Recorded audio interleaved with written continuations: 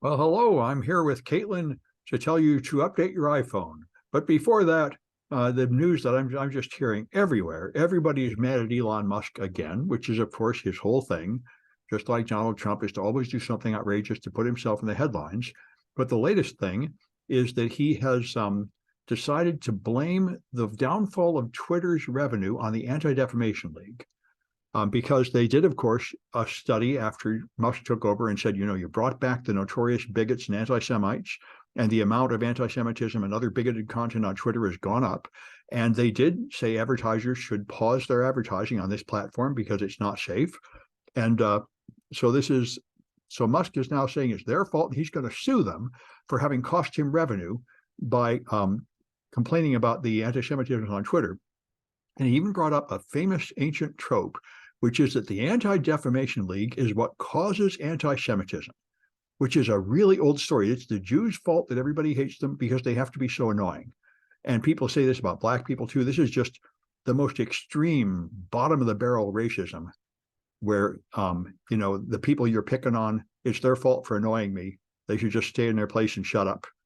And it's just amazing how openly, insanely bigoted he is. And so I listened to a couple podcasts, and one of them was a New York Times podcast. They interviewed the head of the Anti-Defamation League. And he said, I met with Musk and talked to him and told him about the problem with the racism on Twitter. And I thought everything is fine. And then the next day he does this. He's going to sue us because he just follows like these alt-right figures on Twitter. And then they talk him into doing these stupid performative things. There's a magazine I heard about on another podcast called Forward, which has a list of all the nasty anti-Semitic things Musk has said, a list of them so you can see. And so anyway, it's amazing how disturbing it is as all this racism comes back in America. And Musk is at the front of it and destroyed Twitter. And he's really down to blaming other people for all of his own actions. And there's another thing also hit the news about him is an older story that the more details have come out because of a book that came out about how when he cut Starlink in Ukraine, he did it because they were about to attack Russian ships with underwater drones. And he deliberately cut off Starlink to make that attack fail because he doesn't want to participate in attacking Putin. And, it is very disturbing how deeply the U.S. relies on him for space travel and for other things, and yet he is really not very loyal. Oh. So basically what you're saying is that Elon Musk is blaming the Jews for X's lack of profit. It's their fault for complaining. That's what caused the problem. It's not his fault for doing exactly when he first took over. He said, don't worry, I'm not going to turn it into an alt-right toxic cesspool. And then he did that. He said, I know that would be bad. So then he did that. And by the way, the same thing, I think I heard from Florida. I haven't read an article about this yet, but I heard it on the podcast. Ron DeSantis' new trick in Florida is to pass a state law that you are not allowed to call anybody racist. So that'll fix the problem. Okay. They're getting rid of racism in Florida, but excellent. Exactly. Literally. This reminds me of like years ago, there was a high school where one of the students filmed the teacher saying racist things. And so the high school jumped into action and banned phones. Yes. So that we won't have that problem anymore. This is such an old technique. Shoot the messenger. There, the problem is fixed. Yes. Because the ADL wouldn't be complaining, except that it's racist. But that's not the problem, isn't it? It's racist. The problem is you're complaining about it. You should all just be happy that it's racist. Yeah, exactly. This is the American. This is the American system. Free speech for me, none for thee. Yes, exactly. You have the right to complain and say you think this is racist. That is free speech. No, well, not anymore. You shouldn't not in Florida, apparently. Yes, but hasn't hit that level nationally yet. No. Anyway, so you've got the Chinese with their misinformation. Yeah, so we're talking about disloyal Americans. And it's important to note that a lot of us can get caught up in disloyal behavior because China is putting out AI-generated images and memes and stuff to share on social media targeted towards Americans. So, and I do have to apologize to our audience. I'm recovering from an illness. I don't even know what it is. It's just bad. I'm covered in boils and it's not fun. Anyway, so let me share my screen. Um, do, do, do, do. Aha, here we go. So, oh, and it's a little small because I am very absent-minded this morning. There we go. I think that's good. Is that good? No, we still got a little on the right. That's all There we right. go. Okay, that's fine. Okay, so, oh, and now my background is all messed up.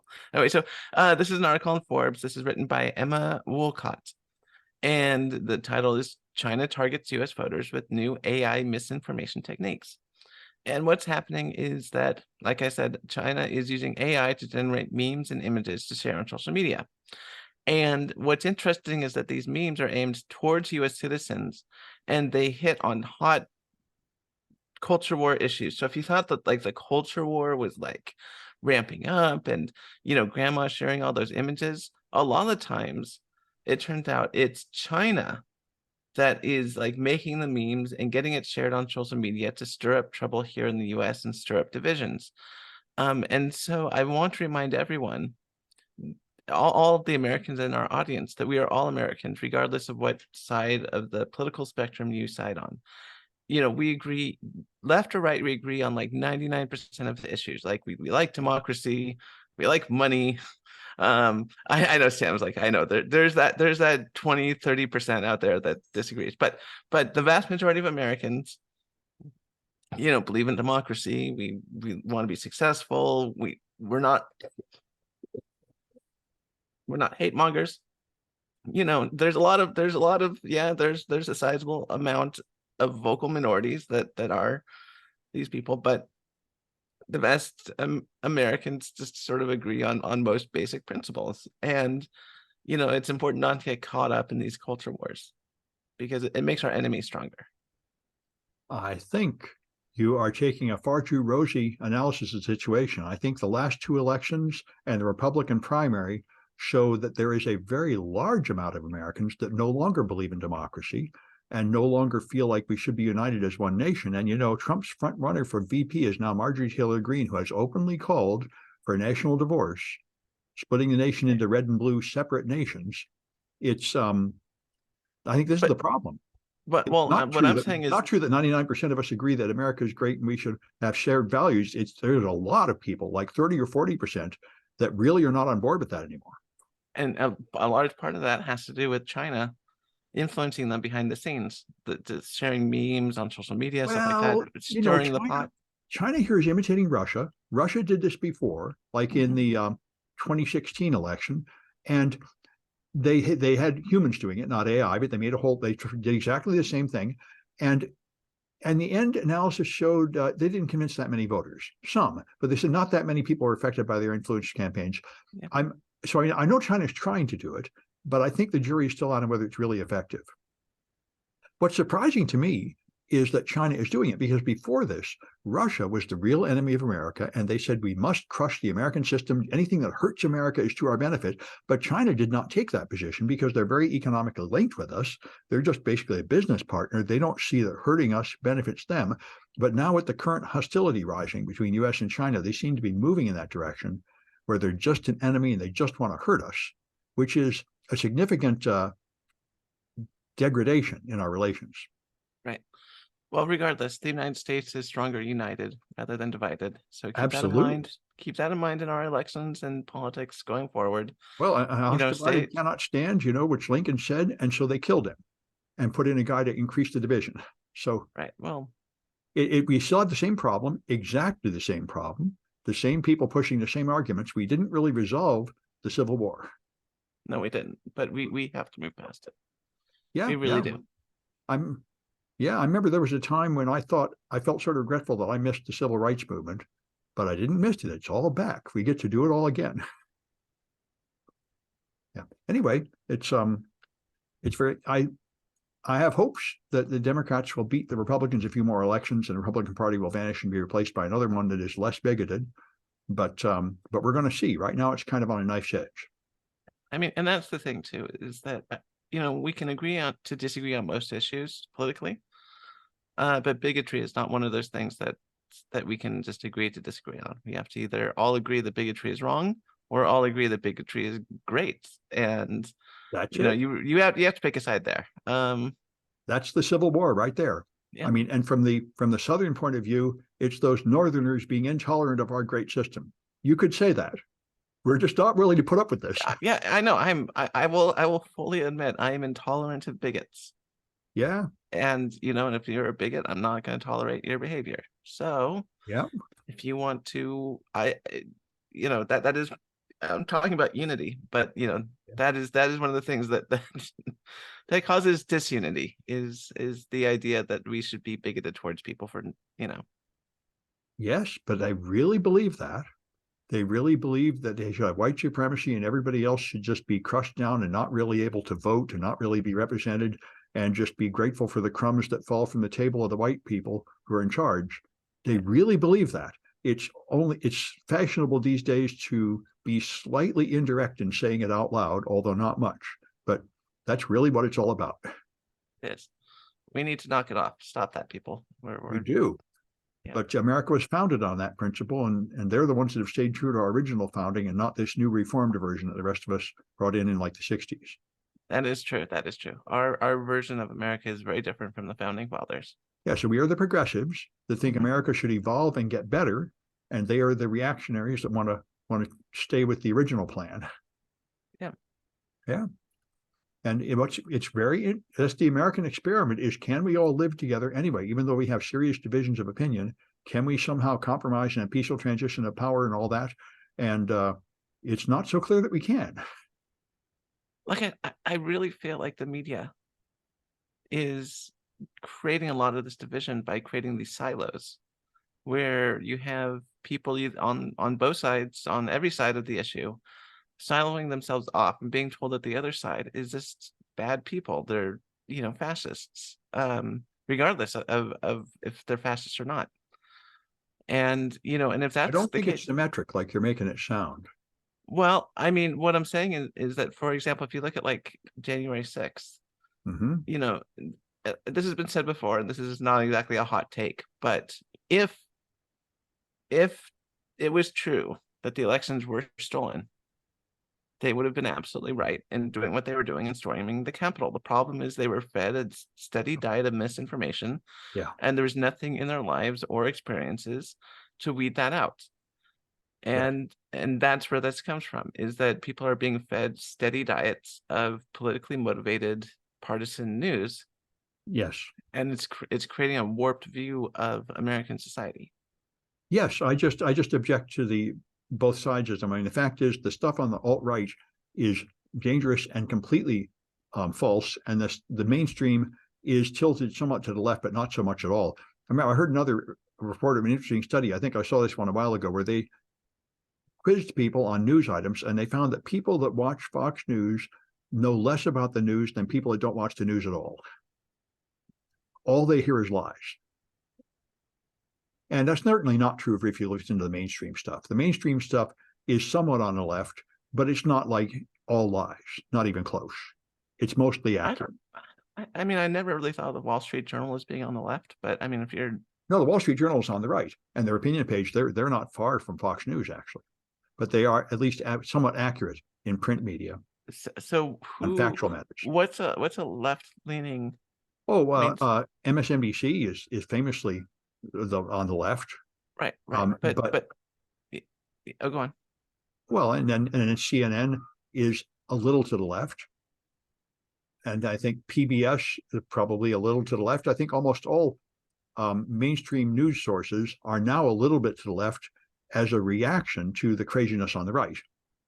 But it's a much smaller effect than on the right, where everything is just completely fictionalized and conspiracy theories and madness and stuff.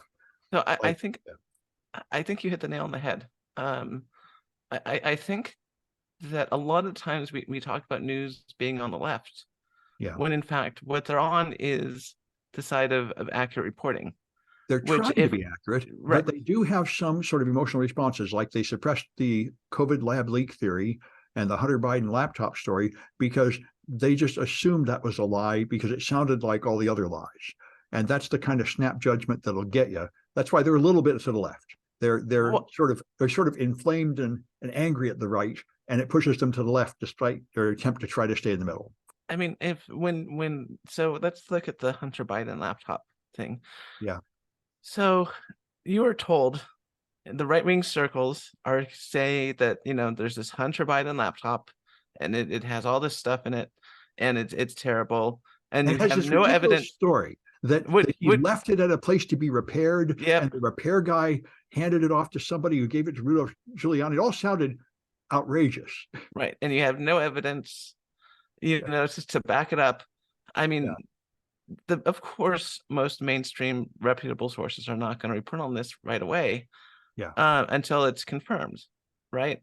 And so I think to call them left-leaning because they're not reporting on it right away, I mean, they made a call based on the best evidence they have, but there was also a statement made at the time that this was probably Russian propaganda, just like the Chinese propaganda we were just saying. Right. That's why they really didn't want to report it.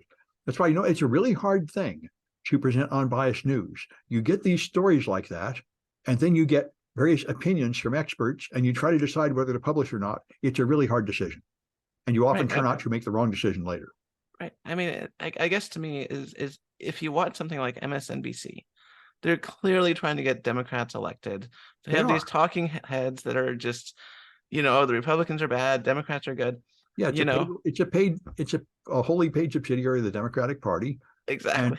And that suits me. It means I agree with them 90% of the time, but I am aware I'm watching propaganda. And right, exactly. I used to have, when I was on Twitter, there's a woman there I correspond with, and she would watch Rachel Maddow and then angrily support her points. And I said, I love Rachel Maddow because she's a wonderful teacher, but you have to understand you're watching left-wing propaganda, and often she's way over the edge.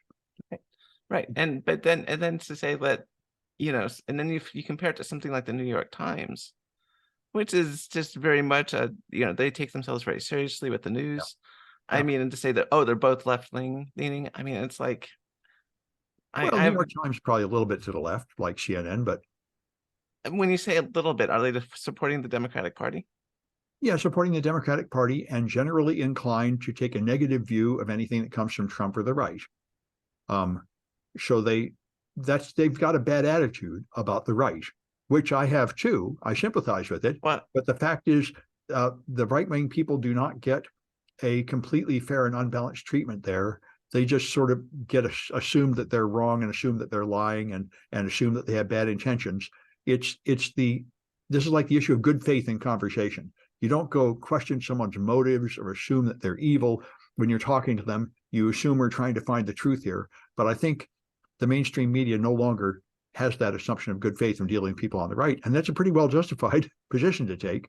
But it does mean that if the people on the right were to say something true, they probably wouldn't be believed anyway.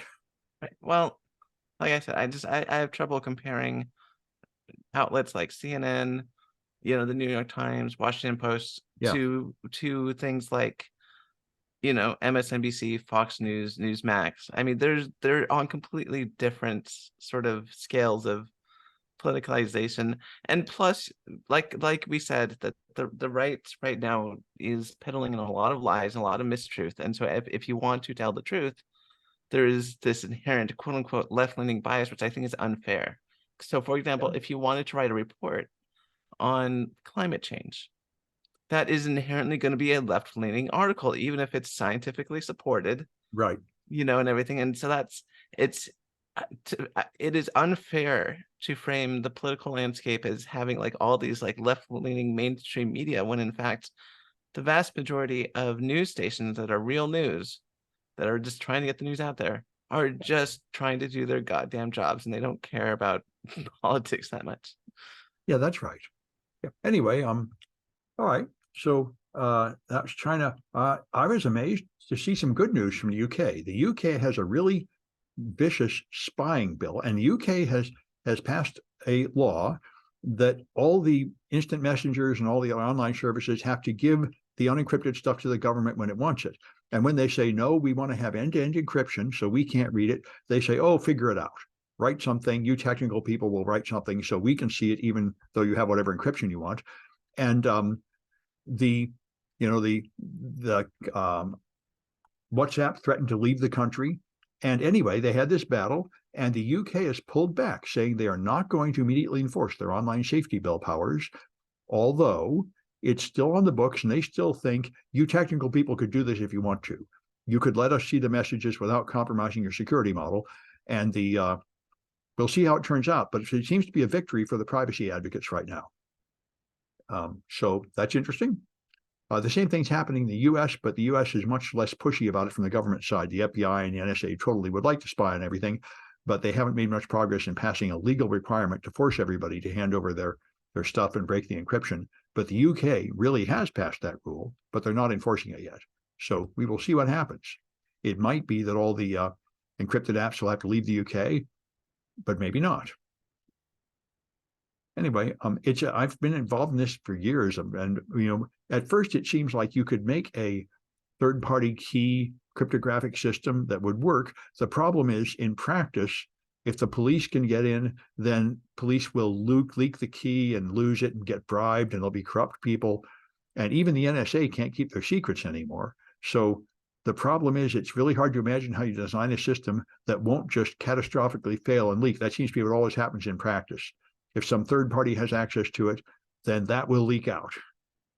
And that's basically the position of the technical companies, saying we cannot let the government in without letting all the bad guys in the world in too. And that's probably true in practice. Even though it seems like you mathematically could do it, that's if you make the mathematically perfect assumption that, like, the cops have a key and nobody else has it. And all the cops are trustworthy, which is not that wise an assumption. Anyway, then we get to the one which I thought was the most important. You got to update your iPhone. Yes, please, everyone, update your iPhones. There is some new spyware going around on iPhones, which is zero-click. So this is on TechCrunch. This was written by Lorenzo Frenesci Bicchieri. And Apple released an update recently. It was yesterday, actually, in which they patch to 0-day issues. And the issues allow an attacker to push malware onto your phone, without you having to click on anything. And so the actual article, the research is here. This is on Citizen Lab, and it's called, the exploit itself is called BlastPass.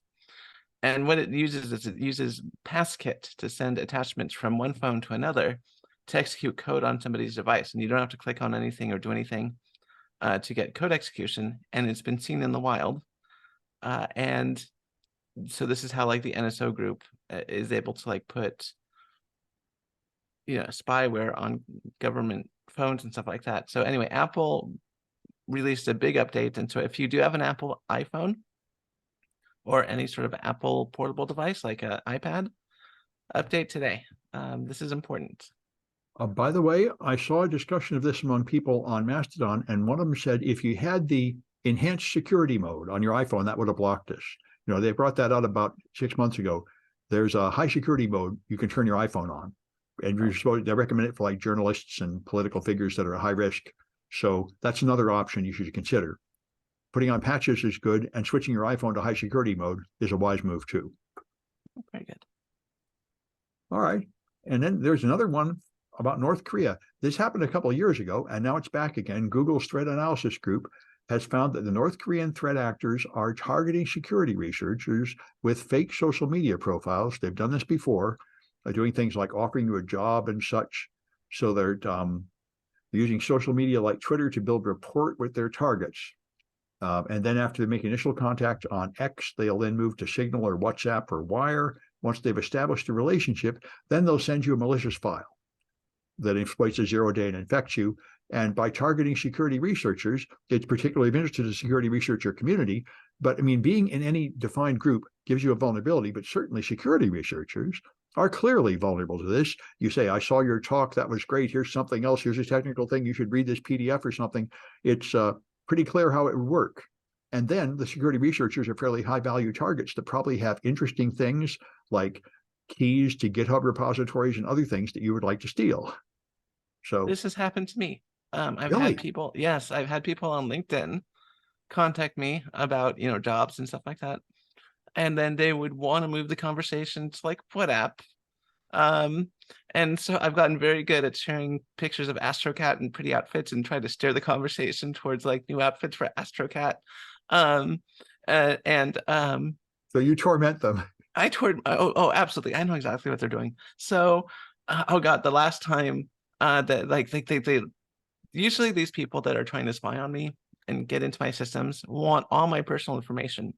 So they'll want my phone number, they'll want everything. So I just tell them I'm on the a witness protection program.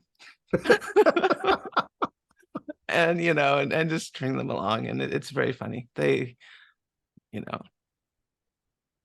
Well, that's good. Yeah. Well, anyway, it's a thing for security professionals to be aware of. And you oh got yeah, another James Webb Telescope picture.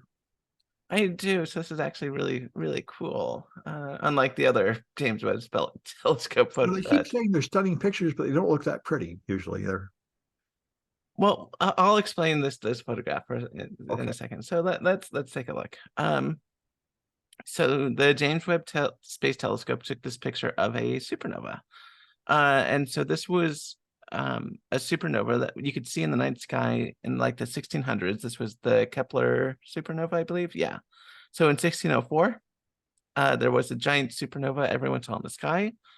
And this was from a sister galaxy orbiting the Milky Way. So I think it's where was it? It's from the large Magellanic. Mendeleev Yeah. cloud. Yes. um, uh, and yeah, so it was just a big supernova, and James Webb Space Telescope pointed its camera at the supernova remnant and took this picture. And what's interesting is like I said, this was only 600 and 40 years ago, so it hasn't had that much time to really expand. But you can clearly see the aftermath of this supernova in this planetary nebula. And the other thing that's really cool is that because James Webb uses a infrared camera, not only can we see it, we also see the internal structure a little bit of the nebula of the supernova remnant. So that's really cool. And so it looks like the outside is like the hydrogen, and then some of the heavier elements are there in the center. You can see the sort of the blast pattern in the center. I mean, it's detailed for what it is. And keep in mind, this is not inside our galaxy. This is a super remnant supernova remnant Yep. in the large Magellanic cloud. Yep. I swear I studied astronomy for a long time. Anyway, it's it's really cool. Yeah. Yeah. Very good. Yep. All right. And I got one last one I thought was amazing. Proton mail had a flaw, which has been fixed, but the flaw was very interesting. There's a write up on sonarsource.com from Paul Gersta, and they found a way to do cross-site scripting in Proton Mail, and they did it a way I've never seen before. They make a scalar vector graphic SVG tag that includes the start of a style and the end of a style, and then it has the a fake style ending mark inside the alt tag for an anchor tag. And they show that when the sanitizer at Proton Mail changes the SVG tag to a Proton SVG tag, that changes how this is parsed. And apparently, one form of parsing will not look inside parameters, and the other form will. So this is like the ultimate problem with web browsers and HTML. I talk to my class all the time in my class. The insane thing about HTML is your web page is not written in just one language. It has a bunch of other languages embedded inside the same file, which is mad and leads to all these problems. So you're able to confuse the browser into misparsing it, mismatching opening and closing tags, and therefore having the ability to execute cross-site scripting, which they can use to steal information from the user and break into their Proton Mail account. So this is why securing the web is so difficult, because web pages are such a miserable technology composed of many components written in different languages, which leads to the same result as if your company has like people talking Japanese and people talking English and people talking German, and they're trying to work together. It's a fundamentally poor system. If they just wrote everything in Fortran, the way God intended, then we wouldn't have so many of these problems. But anyway, it was a cute problem and a very interesting one technically to see how they did it. Anyway, I think that's it. So I guess we'll have another one of these on Tuesday.